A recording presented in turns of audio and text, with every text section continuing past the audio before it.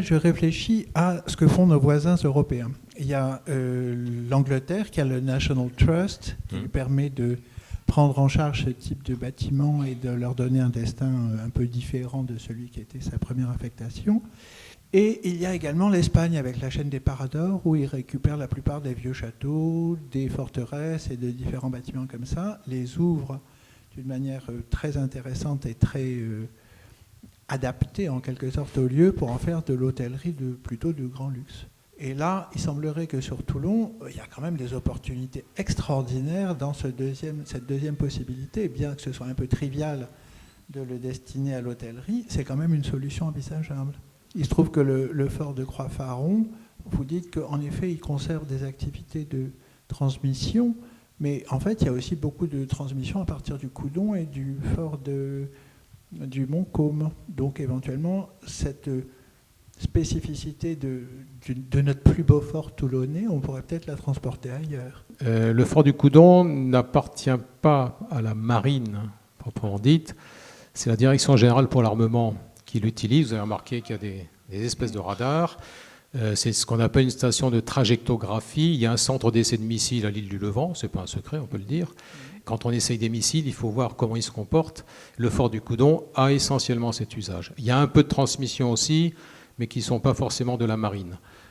Et quant au Montcaume, les grands pylônes que vous voyez ne sont pas militaires. Donc vous voyez, les points hauts intéressent beaucoup de gens pour des ondes hertziennes ou autres.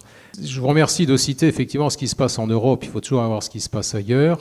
C'est vrai que les anglo-saxons, les Anglais, avec le National Heritage, plus une culture qui est de ce qu'on appelle les charity en Angleterre. Ce sont des associations d'intérêt général, mais qui ont des financements à la fois publics et privés. C'est quelque chose qui marche très bien en Angleterre. Dans le cas du patrimoine maritime, la partie historique de l'arsenal de Portsmouth a été confiée également à un trust qui l'exploite. Il y a des centaines de milliers de visiteurs. Les Anglais ont une culture différente de la chose. Alors, vous citez le cas des Paradors en Espagne, c'est encore autre chose. Ça existe un petit peu en France. La citadelle de Belle-Île a été rachetée il y a quelques années par quelqu'un qui en fait une hôtellerie de luxe. Alors c'est vrai qu'en France, culturellement, la confiscation, l'appropriation, je dirais, l'appropriation d'un bien qui est public à la base, qui s'inscrit dans l'histoire à des fins purement privées et avec une sélection par l'argent, ça passe un peu mal en France. Voir la piscine Molitor à Paris, il y a beaucoup de châteaux, et les châteaux étaient des propriétés privées à la base, et ça permet de les ouvrir au public, c'est vrai.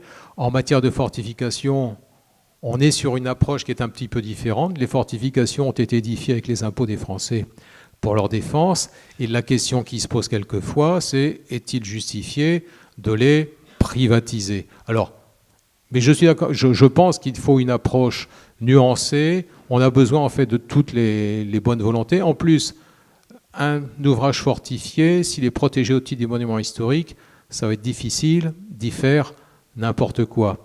Le cas de la citadelle de Belle-Île, il y a des capacités de caserne très importantes. Là, c'est plus facile à transformer effectivement en hôtel ou autre. Mais on peut avoir des restaurants, on peut avoir des tas de choses. Il y a au-dessus de Grenoble, on parle de la Croix-Faron, il y a un ouvrage tout à fait comparable à la Croix-Faron qui est le fort du Saint-Hénard au-dessus de Grenoble, à l'entrée de la Chartreuse. Il a été restauré par un mécénat d'entreprise qui a maintenant un restaurant, qui peut faire un peu de logement, et ça fonctionne très bien. Donc je crois qu'à la base, ce qui est indispensable, c'est la volonté. Ça, c'est ce que j'ai toujours dit. Si on a la volonté de ne pas faire, on est sûr qu'on ne fera pas. Si on a l'envie de faire, peut-être qu'on arrivera à faire quelque chose et que les moyens suivront. Et je crois il y a la question de la volonté, parce que c'est vrai qu'en France, on a une difficulté. Vous parliez du National Heritage en Angleterre. En France, on n'a pas l'équivalent. La Fondation du patrimoine qui existe est plus un relais pour monter des dossiers, est un relais pour la recherche de mécénat, de partenariat, mais n'a pas vocation à gérer par elle-même des ouvrages. Donc c'est vrai qu'on a, sur le plan institutionnel, je pense qu'en France, on est un peu entre deux chaises, mais je crois qu'on a des idées en France, et si on a de l'envie, on peut y arriver. Et quand je regarde ce qui se passe du côté de la Charente-Maritime, quand je vois ce qui se passe du côté de la Bretagne et même du Nord, qui sont très riches en patrimoine fortifié, il se passe beaucoup de choses. Il y a la volonté. Donc, C'est à tout le monde d'agir pour que la volonté se concrétise, je crois. Il faudrait peut-être qu'une ou deux des associations qui sont ici se fendent d'un site pour mettre ça en place, peut-être, non? Oui, à condition qu'il y ait des